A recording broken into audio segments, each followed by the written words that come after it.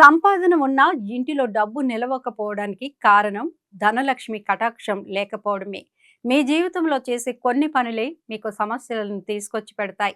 ముఖ్యంగా మనం నిత్యం డబ్బులు దాచుకునే బీరువా విషయంలో తప్పకుండా వాస్తు నియమాలు పాటించాలట. అది తప్పుడు దిశలో ఉండటం వల్ల కూడా డబ్బు నీటిలా ఖర్చు అయిపోతూ సంపద నశిస్తుందని చెబుతున్నారు వాస్తు శాస్త్ర నిపుణులు.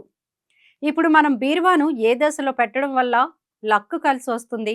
అసలు వాస్తు శాస్త్రం ప్రకారం బీరువా ఏ దిశలో ఉండాలి? ఆర్థిక సమస్యలు తొలగిపోవడానికి, ఇంటిలో ధన ప్రవాహం పెరగడానికి బీరువా విషయంలో ఎలాంటి జాగ్రత్తలు తీసుకోవాలో చూద్దాం. చాలా మంది నైరుతిలో బీరువాలు పెడుతూ ఉంటారు. నైరుతిలో బీరువా పెట్టొచ్చు కదా అనుకుంటారు, కానీ నైరుతిలో బీరువా పెట్టడం మంచిదే అయినప్పటికీ ఆ ప్రదేశంలో బంగారం లేదా డబ్బు పెట్టడం అస్సలే మంచిది కాదట. నైరుతి దిశలో డబ్బు పెట్టడం వల్ల అది వెంటనే ఖర్చు అయిపోతుంది. అందుకే తప్పనిసరిగా బీరువాను నైరుతి దిశలో పెట్టకూడదు అంటున్నారు వాస్తు శాస్త్ర నిపుణులు.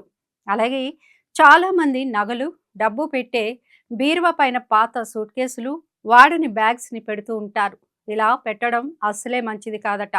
దీనివల్ల లక్ష్మీదేవి ఆగ్రహించి ఇంటి నుంచి బయటకు వెళ్ళిపోతుందని చెబుతున్నారు వాస్తు శాస్త్ర పండితులు.